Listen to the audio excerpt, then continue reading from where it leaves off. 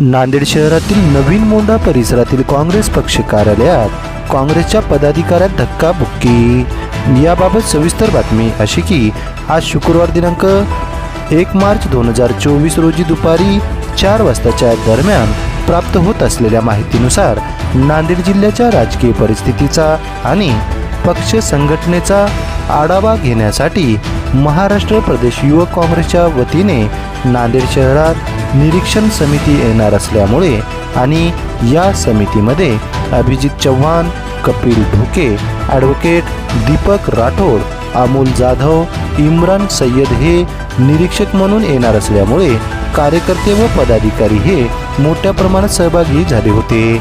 नांदेड शहरातील नवीन मोंढा परिसरातील काँग्रेसच्या जिल्हा व शहर पक्ष कार्यालयात काँग्रेस पदाधिकाऱ्यांची बैठक सुरू होती। या बैठकीदरम्यान आज शुक्रवारी दुपारी 4 वाजताच्या दरम्यान काँग्रेस पदाधिकाऱ्यांमध्ये वाद झाला आणि हा वाद थेट धक्काबुक्कीत रूपांतरित झाला असल्याचे पाहावयास मिळाले आहे। नंतर अन्य पदाधिकाऱ्यांच्या मध्यस्थीमुळे हा वाद मिटविला गेला आहे।